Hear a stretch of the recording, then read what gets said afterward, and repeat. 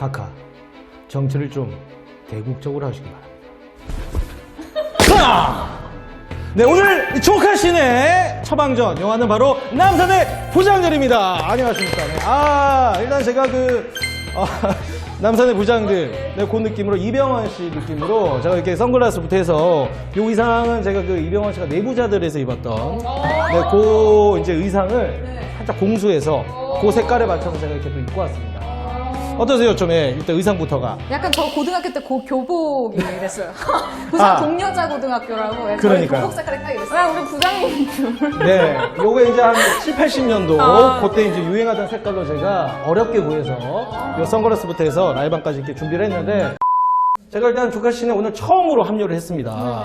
그래서 좀 되게 여러 가지 준비를 좀 많이 해왔습니다. 그래서 불안합니다. 두 분의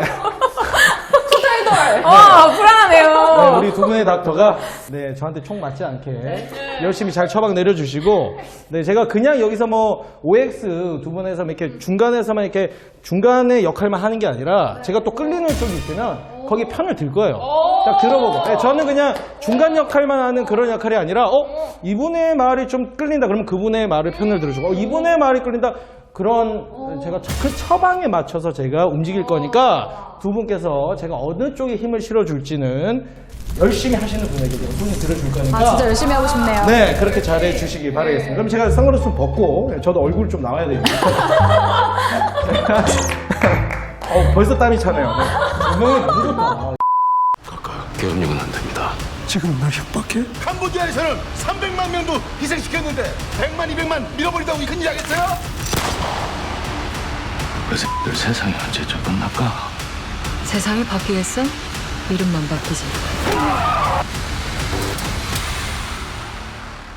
남산의 부장들 먼저 어떤 선택을 해주실지 선택을 좀 해주셔야 됩니다. O냐 X냐 그것이 문제입니다. 저는 개인적으로 네. O를 하고 싶은 게 네. 정말 간만에 아주 몰입해서 본 영화였어요. 간만에 몰입해서 본 한국 영화이자 외국 영화 통틀어서 이 영화가 좀 아주 마음에 들었다. 아주 마음에 들어요. 동그라미를 하면은 O를 하면은 아주 내가 말을 오늘 잘할 수 있을 것 같다라는 생각이 듭니다. 우리 한닥터님은요? 저도 오랜만에 오를 원하는데 제가 네네. 그동안 요즘에 계속 X가 걸렸거든요. 힘든 시간을 보냈어요. 사실 이제 좀 내려놓을 때 양보할 때 됐어요, 저 친구가. 근데 양보를 못 하겠어요. 착한 척 내려놓을 수가 없어. 아니 사실 이 영화가 내부자들 감독님이 유명하시잖아요. 우미도 감독님. 네. 그렇죠. 그래서 내부자들이 이 뜨거운 웰메이드였다면 네. 이 남산의 부장들은 차가운 웰메이드다. 적절해. 자, 그럼 일단 색깔을 선정해야 되는데 그럼 두 분이 가위바위보를 하셔서 아니 양보할게요. 저 마음을 곱게 써야 또 좋은 일이 일어날 거라고 저는 믿기 때문에 사실 저는 잃을 게 없거든요. X 하셔서 네네. 네, 오늘은 MC님이 새 MC님이 초록색 옷을 입으셨으니까 그 기운을 그대로 받아서 저는 초록색을 하겠습니다. 저의 기운을 또 네. 받아서 네, 약간 알겠습니다. 괜찮을 것 같아요. 줄을 제대로 서네. 자, 그러면은 열어주세요. 과연 누가 O고 누가 X를 선택하게 될지. 자, 그럼 먼저 녹색을 선택한 우리 최닥터님부터 공개해 주시기 바라겠습니다. 자, 남산의 부장들 과연 O냐 X냐? X 그러면은 우리 한닥터님은 O! 축하합니다. 예. 야, 이게 이게 사실 깔 게 없는 영화인데 큰일 났네. 줄을 잘못 썼네. 이런 거 가지고 뭐 라인 얘기하는 게 어리둥절하고. 남산의 부장들 첫 번째 우리가 한번 알아봐야 될 주제가 바로 연기신들의 향연.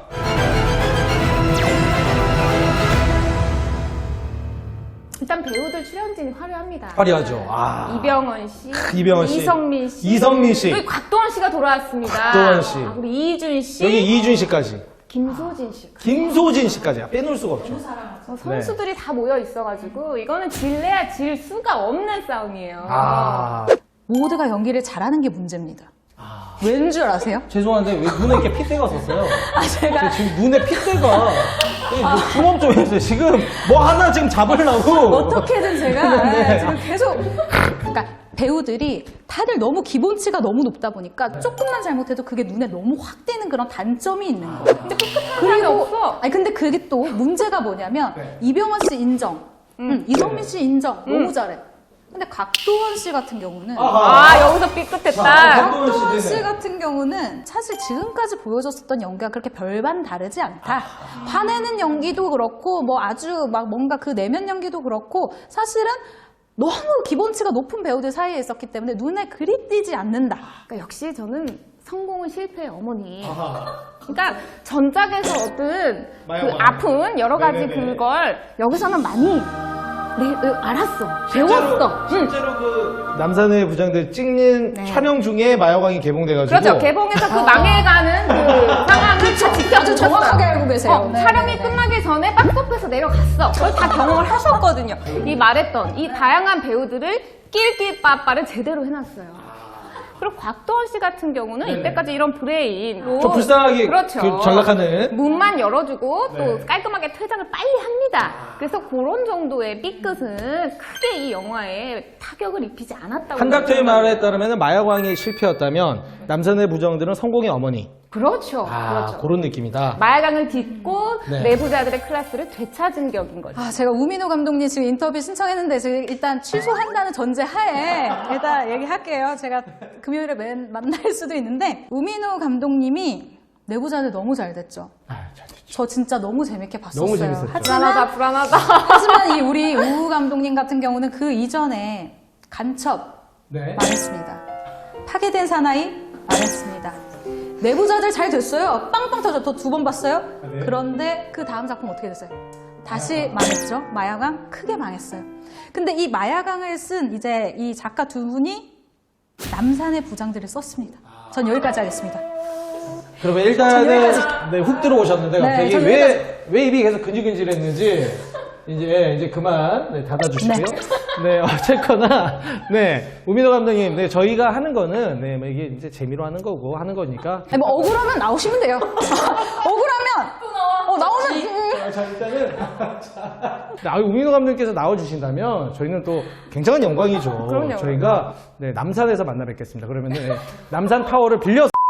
캐릭터적인 부분에서 제가 마지막으로 좀 아쉬웠었던 네네. 것이 있다면 사실은 굳이 왜 실명을 안 썼는지 모르겠어요. 그렇죠. 굳이 실명을 안 쓰잖아요. 네. 근데 저는 오히려 이게 좀 영화를 보는 내내 좀 헷갈렸어요. 그러니까 왜냐면 나는 이 사람이 김재규라고 생각을 하면서 보는데 김부장 이렇게 부르고 그리고 나는 이 사람을 차지철 실장이라고 난 차지철이라고 생각하고 보는데 갑자기 뭐 곽 실장 이렇게 부르니까 이 실제 배우의 인물과 뭐 원래 실명의 이름과 그러니까 그게 헷갈리니까 조금 초반에 좀 헷갈리더라고요. 그래서 감독님이 어떤 것을 의도했는지는 잘 모르겠으나 저처럼 아마 혼란을 느끼는 사람들이 좀 많을 것이다 라고 예상을 저는 합니다. 너무 당연하다고 생각해요. 왜냐면 모두가 알기 때문에. 이건 다큐가 아니잖아요. 그 큰 얼개는 고증이지만 분명히 영화적인 영화화된 부분에서는 분명히 변주가 있고 또 새로운 인물들도 많이 들어가 있어요. 모두가 완전 실존은 아니기 때문에 네. 그리고 같은 실존 인물이 존재한다고 하더라도 그 인물에 대해서 어떤 평가를 우리가 주관적으로 한 게 굉장히 위험한 여지가 있기 때문에 우리가 이러한 중요한 사건을 다루고 고증을 하고는 있지만 이건 어디까지나 영화다. 너무 그러면 박정희 대통령은 왜 실명으로 간 거예요? 왜 박정희 대통령은 그대로 간 거예요? 여기는 부인할 수 없죠. 왜냐하면 박정희 대통령이 암살을 당한 그 사건을 아예 그냥 애초에 시작점으로 둔 건데 그 사건이 일어나기 전에 이 인물들이 어떤 심리로 이런 행동을 했을까는 영화적인 상상력과 감독님의 추측이 들어가 있는 거기 때문에 그 인물이 이렇게 생각해서 이런 행동을 했어요 라고 말할 수는 없거든요. 이러한 심리를 통해서 이런 역사적 사건이 일어나지 않았을까라는 추측이 들어간 거기 때문에 그건 실명을 할 수 없는 거예요. 이번에 약간 한닥터한테 쏠린 이유가 뭐냐면 이게 사실은 이제 그 아까 말씀하셨다시피 곽도원 씨가 맡았던 그 역할도 미국은 이제 망명하지 않습니까? 그래서 뭐 그 재판장에 가가지고 본인의 소신을 밝히고 근데 그 뒤에 사라졌단 말이죠. 그죠. 네, 그러니까 이게 어떻게 됐는지 아무도 모르는 어떤 그런 것들이고 그리고 김재규가 진짜 왜 쐈는지 그죠. 아직도 그 마음을 잘 모르는 이런 것들이 지금 미스테리로 다 남아있기 때문에 그래서 아까 우리 한닥터가 말한 것처럼 그런 뭔가 여지를 남기기 위해서 이름을 약간의 픽션처럼 그렇죠. 한 게 아닌가라는 생각도 저는 살짝 든다는 말씀을 좀 드리도록 정확하십니다. 하겠습니다. 네네. 자 그럼 이제 두 번째 한번 가보겠습니다. 이게 사실 실화입니다. 실화를 바탕으로 한 영화고 하지만 실화의 힘이 있지만 또 한계가 있다.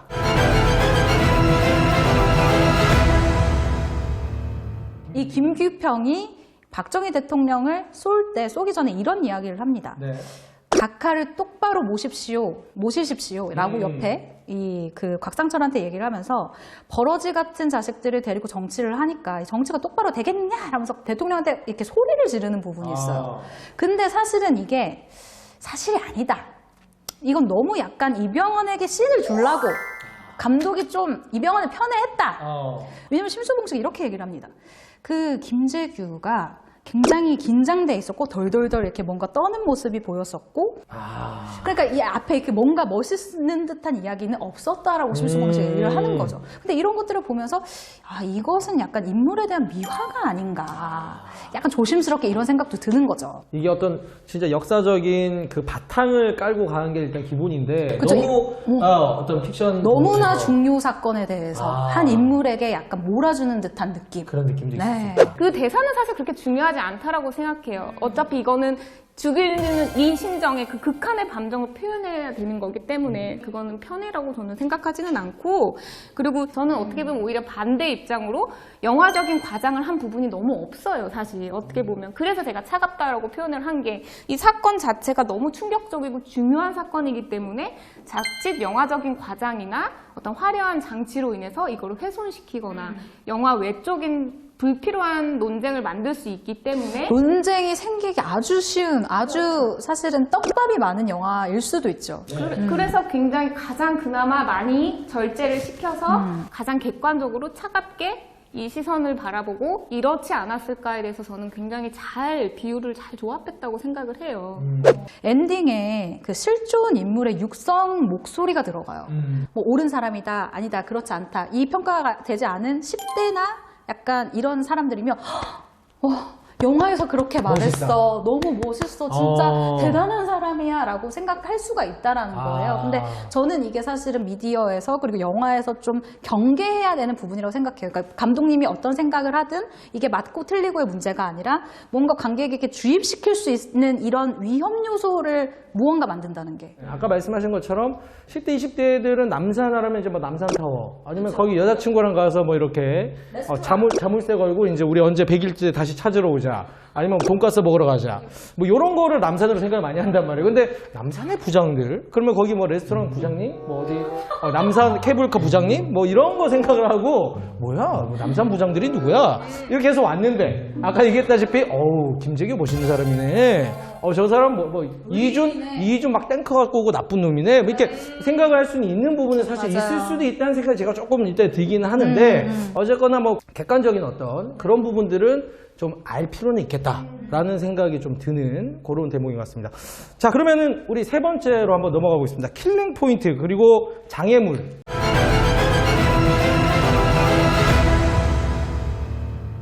일단 뭐 장애물 같은 거 아까 말했던 이 젊은 층은 남산을 모른다는 거, 이 남산의 부장들의 의미를 아예 모른다는 거. 다들 그냥 이병헌이 한데 연기만 볼래. 그렇지. 그러면서 이제 그냥 여기 나오는 인물들이 그냥 실제 역사인 마냥 이제 의식을 한다면 좀 이 영화에 좀 생각지도 못한 장애물이 될 거라고 생각을 하고요. 새로운 사실에 대해서 또 몰랐던 걸 알게 된다면 뭐 사극이 갖고 있는 미학처럼 어떻게 보면 근현대사의 아주 중요한 사건에 대해서 또 몰랐던 친구들이 알 수 있는 게 되지 않을까. 일단 기본적으로 이 영화 같은 경우는 설 연휴에 약간 묵직하고 진지한 이야기 또 봐야 돼? 약간 이런 분들은 선택을 하기 좀 어려울 수 있어. 그리고 근현대사 이야기 싫어하는 분들에게는 사실 이 영화 추천 안 해요. 왜냐하면 김재규 누군데? 박정희가 왜? 이런 분들 같은 경우는 이 영화를 보는 내내 너무 재미가 없어. 그런 분들 입장에서. 누구요? 너무너무 재미가 없을 수 있어. 왜? 따라갈 수가 없어. 김 부장 계속, 곽 실장 계속 하는데, 누가 누구야? 막 약간 이런 생각이 들게 하는 영화일 수 있거든요. 이 영화의 가장 큰 킬링 포인트는 사실 경쟁작이 너무 지뢰밭이에요. 경쟁장들까지 까는 거예요, 지금? 아니 이거는 이거는 별명이 모두 까기. 진짜. 그럼 우리가 오늘 마무리할 때는 이게 이제 주제가 남산의 부장들이지 않습니까? 그러니까 주제곡을 부르면서 남산의 부장 주제곡이 있어요. 뭐예요? 모릅니까? 네. 나 정말 이 사람들이. 남산 위에 저 부장들 철갑을 두른 듯 오늘 조카씨네 남산의 부장들 여기 각하는 제가 지키겠습니다. 여기까지 하겠습니다. 다음에 만나요. 안녕.